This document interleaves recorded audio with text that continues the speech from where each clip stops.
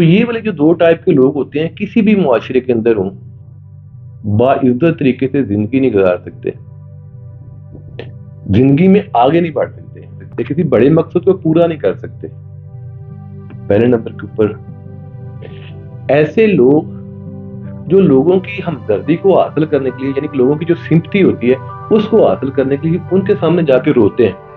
छोटी-सी तकलीफ होती है, छोटा-सा दुःख होता है, उसको इतना बड़ा बना के किसी दूसरे इंसान के सामने जाके पेश करते हैं और उसकी हमदर्दी को हासिल करते हैं। अब यहाँ पे मेरी बात को समझे ज़रा कि रोता कौन है? हमेशा कमज़ोर जो होता है, वो रोता है, छोटा जो होता है, वो रोता है और जो बड़ा होता है, वो उसको चुप कराता है। ताकतवर जो होता है, वो उसको शेल्टर देता है।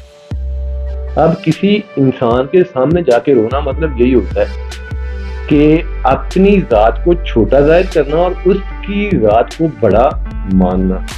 एक तो ये टाइप होती है। दूसरी टाइप जो है वो लोगों की, कि ऐसे लोग जो किसी एक मकसद को हासिल कर लेते हैं, यानी कि किसी एक चीज़ को हासिल कर लेते हैं जो उन्होंने सोचा हुआ होता है और वहाँ तक पहुँच जाते हैं। उस मकसद को पूरा कर देते हैं, उस चीज़ को हासिल कर लेते हैं और वहाँ पे जाके रुक जाते हैं। यानी कि उनकी ज़िंदगी का मकसद सिर्फ वहाँ तक जाना ही होता है और वो पहुँच जाते हैं और उसके बाद आगे फुल स्टॉप, कुछ नहीं करना। ज़िंदगी मुसलसल एक स्ट्रगल का नाम है, यानी कि एक के बाद दूसरा चैलेंज, दूसरे के बाद तीसरा चैलेंज और तीसरे के बाद चौथा चैलेंज। आप छोटे थे, मैं भी छोटा था, तो जब हमारे पेरेंट्स जो हैं वो हमें मेंटली तौर के ऊपर रिलैक्स करते थे, तो किस तरह से करते थे कि बेटा बस ये एक बार मैट्रिक कर लो, मैट्रिक के बाद बड़ी मौजें, कोई टेंशन नहीं, स्टडी का जो बर्डन है ये बहुत कम हो जाना है। खैर, एड़ी और चोटी का जोर लगाया और मैट्रिक हो गई। जो ज़िंदगी है वो और ज़्यादा टफ हो गई, स्टडी का बर्डन और ज़्यादा हो गया। फिर वही पेरेंट्स, बेटा बस ये एफएससी कर लो, उसके बाद मौजा ही मौजा, कोई टेंशन नहीं, बिल्कुल रिलैक्स। फिर एड़ी और चोटी का जोर लगाया, एफएससी हो गई, स्टडी का बर्डन और ज़्यादा बढ़ गया, घर की जो ज़िम्मेदारियाँ हैं वो भी साथ शुरू हो गई।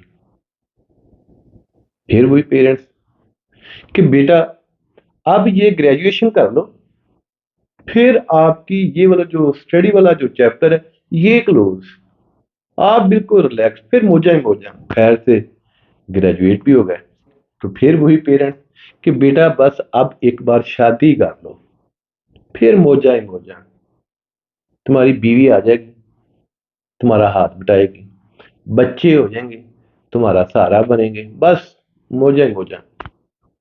शादी भी हो गई।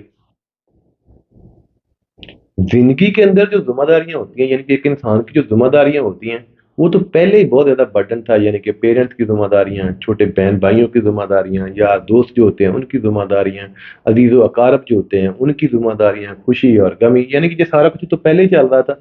और अब क्या हुआ कि बीवी की भी ज़िम्मेदारियाँ, यानी कि पहले जो मेरी मज़दूरी थी, वो मैं तकरीबन 6 घंटे करता था और मेरा सर्वाइवल जो है वो अच्छे से चल रहा था। लेकिन अब मुझे उन 6 घंटों को और ज़्यादा बढ़ाना पड़ा, यानी कि 12 घंटे करना पड़ गया।